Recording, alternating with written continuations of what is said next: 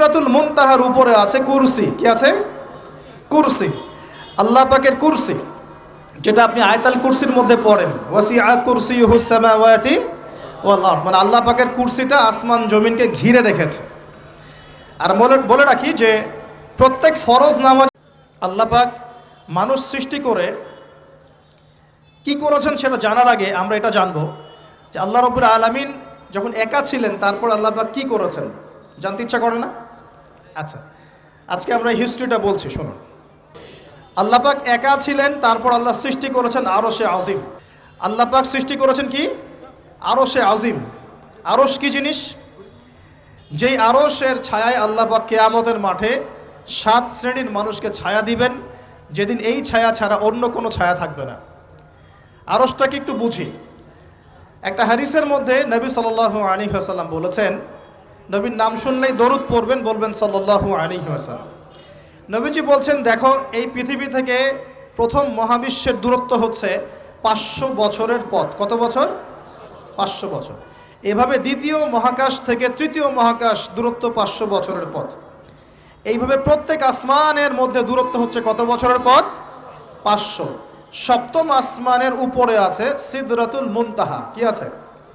এটা একটা কুল গাছ, বড়ই গাছ। নাসা আবিষ্কার করতে পেরেছে, অতএব বিশ্ববাসী বিশ্বাস করবে না। নাসা যদি কালকে বলে হ্যাঁ পাওয়া গেছে সিদরাতুল মুনতাহা, তাহলে বিশ্ববাসী বিশ্বাস করবে। একটা শিরকি দর্শন চলছে, কুফরি দর্শন।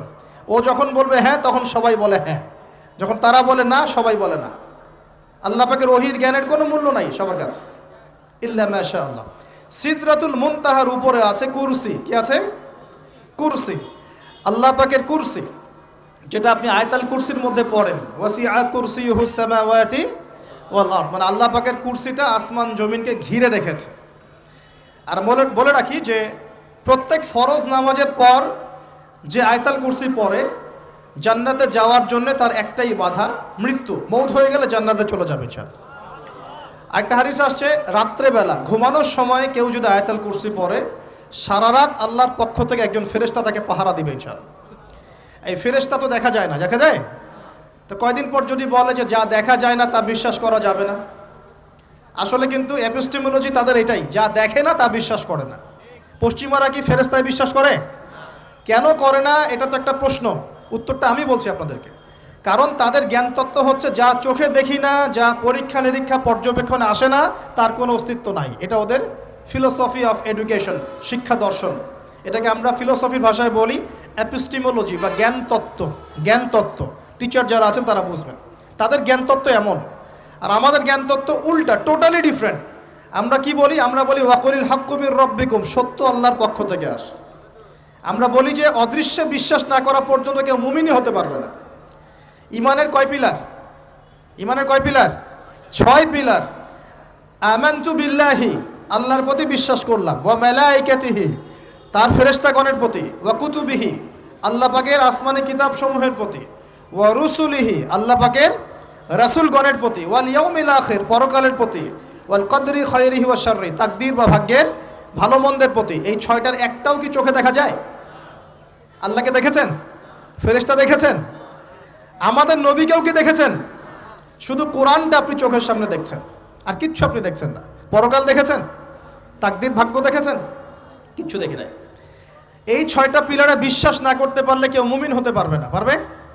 আলিফ লাম মিম যালিকাল কিতাবু লা রাইবা ফি হুদাল লিল মুত্তাকিন। কারা মুত্তাকি? আল্লাযীনা ইউমিনুনা বিল গায়বি। এই যে 6টা গায়েবে যারা বিশ্বাস করে, এরা হলো মুমিন, মুত্তাকি। তাহলে আমাদের জ্ঞানের ভিত্তিটা কি? আমরা অদৃশ্যে বিশ্বাস করি। আর ওদের জ্ঞানের ভিত্তি হচ্ছে ওরা চাক্ষুষ যা দেখে তাতে বিশ্বাস করে। এই জায়গাতেই তো পার্থক্য জ্ঞানতাত্ত্বিক। এই কারণেই ওরা ফেরেশতায় বিশ্বাস করে না, আল্লাহ বিশ্বাস করে না, নবী রসুলগণে বিশ্বাস করে না। তারা বলছে আল্লাহর সন্তান আছে, নাউজুবিল্লাহ। হ্যাঁ, তারা আসমানি কিতাবে বিশ্বাস করছে না, তার ধর্মের কনসেপ্টে বিশ্বাস করছে না। তারা পরকাল, পুনরুত্থান, হাসর, কিয়ামত, মিজান, পুলসিরাত কিছুই বিশ্বাস করে না। বিশ্বাসগত পার্থক্য এখানে। এখন মুমিন মুসলিম হিসাবে আমরা বিশ্বাস করি আল্লাহ পাকের ফেরেশতা আছে না নাই? আছে। এখন এই ফেরেশতারা 8জন ফেরেশতা, বড় বড় 8জন ফেরেশতা, তারা আল্লাহ পাকের আরশটাকে ধরে রেখেছে। কয়জন ফেরেশতা? 8জন। এই 8 জন ফেরেশতা আল্লাহর আরশকে টেনে নিয়ে আসবে কিয়ামতের মাঠে। বলেন সুবহানাল্লাহ। আল্লাহ পাকের এমনও ফেরেশতা আছেন যারা একটা ফুৎকার দিবে, জাস্ট একটা ফু, এক ফুৎকারে পুরো মহাবিশ্ব ধ্বংস হয়ে যাবে, এত শক্তিশালী ফেরেশতা আছে আল্লাহ পাকে। আমরা যখন মায়ের গর্ভে ছিলাম, এরকম একজন ফেরেশতাই আল্লাহর পক্ষ থেকে রূহ নিয়ে এসে মায়ের গর্ভে ফুঁকে দিয়েছে এবং আল্লাহর হুকুমে 4টা বিষয় লিখে দিয়েছে। আমরা প্রত্যেকে যখন মায়ের গর্ভে ছিলাম, বয়স ছিল 4 মাস 10 দিন। আমরা তো সব ভুলে গেছি এখন, এগুলো মাত্র 4 মাস 10 দিন। এখন শরীরে শক্তি আছে তো, এই জন্য শৈশব বাল্যকাল সব ভুলে গেছে। আবার একদিন শরীরে শক্তি থাকবে না, তখন আবার আল্লাহ আল্লাহ করা শুরু করবো। 2 দিন ডায়রিয়া হলেই আল্লাহ আল্লাহ শুরু হয়ে যায়। যখন মানুষ সুস্থ থাকে আল্লাহর বিরুদ্ধাচারণ করে, আল্লাহ বলতে কেউ নাই। ঠিক আছে? তো ওই ফেরেশতা লিখে দিয়েছেন 4টা জিনিস আল্লাহর পক্ষ থেকে। 1, সেই ব্যক্তির হায়াত কতটুকু হবে। 2, দুনিয়াতে রিজিক পাবে, কি কি রিজিক পাবে। 3 নাম্বার, তার কাজগুলো কি কি হবে, দুনিয়ায় কি কি কাজ করবে সে। আর 4 নাম্বার, তার সৌভাগ্য, সে সৌভাগ্যবান হবে না দুর্ভাগ্যবান হবে, মানে জান্নাতি হবে না জাহান্নামী হবে। এটা লিখে দেওয়া হয়ে গেছে। এখন এরকম 8 জন বড় বড় ফেরেশতা আল্লাহর আরশটাকে ধরে রেখেছেন। আর আমরা বলছি কুরসির কথা। এই কুরসি আসমান জমিনকে ঘিরে আছে। আর আয়াতুল কুরসি যে ব্যক্তি তেলাওয়াত করবে, ইনশাআল্লাহ তাআলা আল্লাহর পক্ষ থেকে একজন ফেরেশতা তাকে সারা রাত পাহারা দিবে ইনশাআল্লাহ। একে অপরকে আল্লাহর জন্য মহব্বত করে। বয়ফ্রেন্ড গার্লফ্রেন্ড ট্রেডিশন বলা হচ্ছে না, বয়ফ্রেন্ড গার্লফ্রেন্ডের হারাম জেনার ভালোবাসা বলা হচ্ছে না। কি বলা হচ্ছে? দিনের জন্যে, আল্লাহর জন্যে দুজন পরস্পরকে ভালোবাসে, আল্লাহর জন্যেই বিচ্ছেদ ঘটে। 5 নাম্বার, সেই ব্যক্তি যাকে, যুবক ভাই শোনেন ভালো করে, সেই ব্যক্তি যাকে কোনো সুন্দরী নারী জেনার জন্যে ডাকে, সুন্দরী উচ্চ বংশের কোনো মেয়ে নিজেই জেনা করার জন্য ডাকে, কিন্তু যুবক বলে আমি আল্লাহকে ভয় করি, ইন্নী আখাফুল্লাহ, আমি আল্লাহকে ভয় করি। এরকম যুবক আছে এখনো বাকি সমাজে? এখন তো ইচ্ছা করেই মানুষ জেনা করে। এখন তো জেনা এত সহজ, মানুষ 1000, 1500, 2000 টাকা দিয়ে জেনা করতে পারে। এই সমাজে জেনা সহজ, বিয়ে হয়েছে কঠিন। এই সমাজে জেনাটা সহজ হয়ে গেছে, বিয়েটা কঠিন হয়ে গেছে। এই জন্য বিয়ের ঝামেলা অনেকে যেতে চায় না। জেনা করেই তো আমি যা উদ্ধার করার করছি, বিয়ে করলে খাওয়াতে হবে, নিজের পায়ে দাঁড়াতে হবে, এই লাগবে সেই লাগবে, সুবহানাল্লাহ। কিন্তু প্রিয় ভাই মনে রাখবেন, যদি আপনি জেনা থেকে বেঁচে থাকতে পারেন, আল্লাহ পাক আপনাকে সাক্ষাৎ মৃত্যুর হাত থেকেও বাঁচাতে পারেন। এটা আমি এমনি এমনি বলি নাই, আমি দলিল দিচ্ছি। জেনা এমন একটা পাপ, যেই পাপ থেকে যদি কোনো যুবক নিজেকে বাঁচাতে পারে, আল্লাহ পাক তাকে সাক্ষাৎ মৌতের হাত থেকেও বাঁচাতে পারবে ইনশাআল্লাহ। কিভাবে?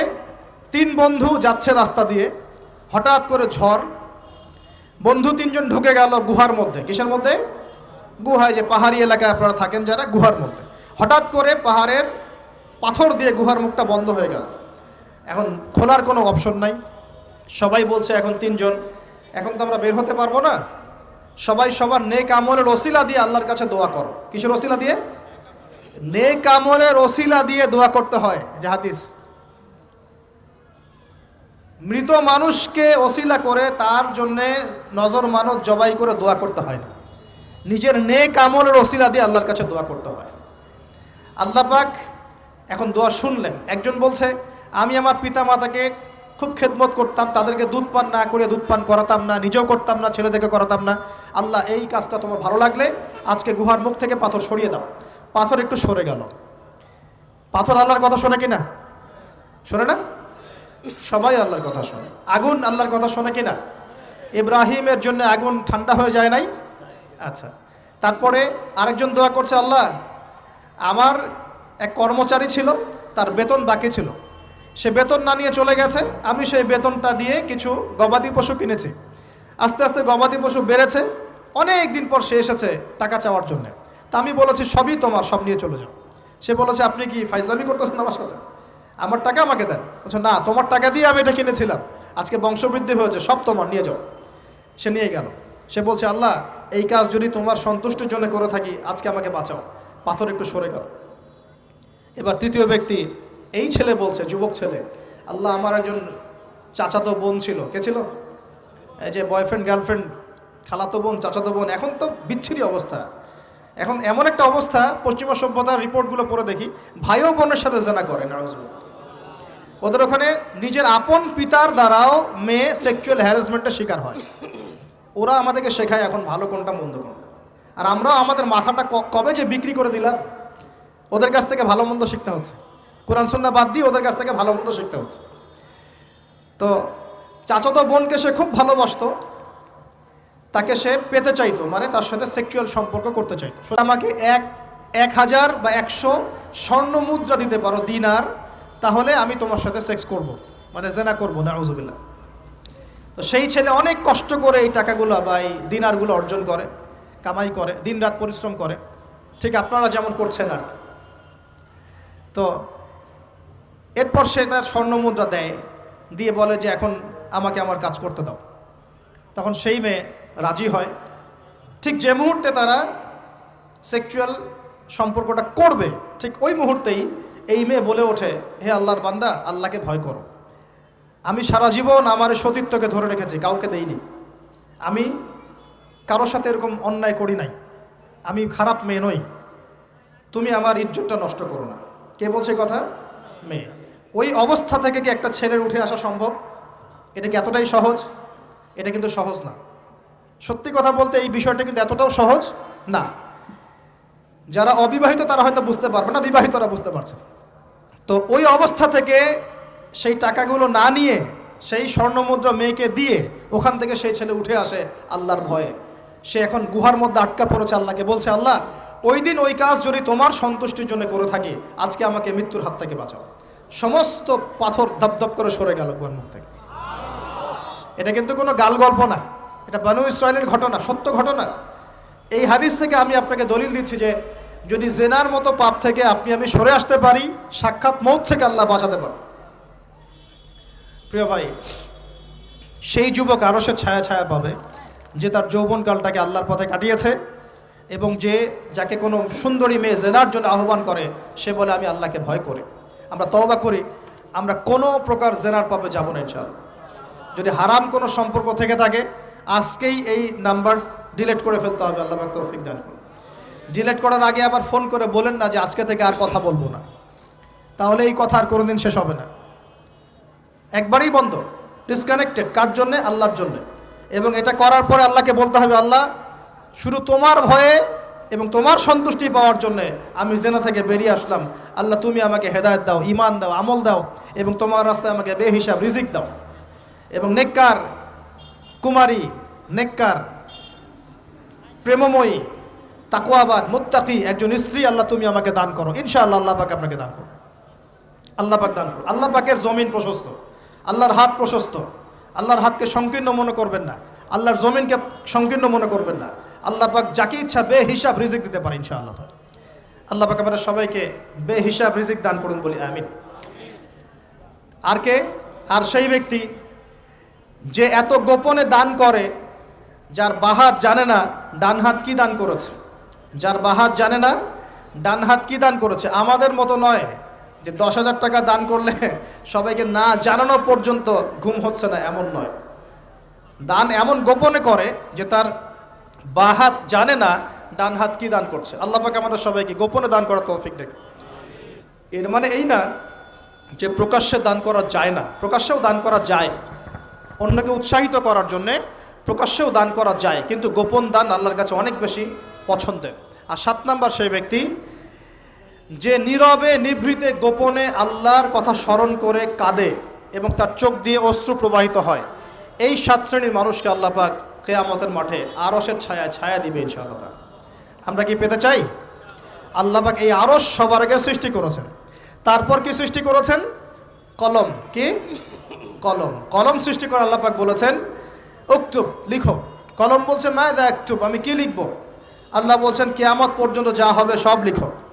লাউহে মাহফুজে কলম লেখা শুরু করেছে, কিয়ামত পর্যন্ত যা হবে সব লেখা হয়ে গেছে অলরেডি। অতএব রিজিক নিয়ে আপনার টেনশন করার কোনো দরকার নাই।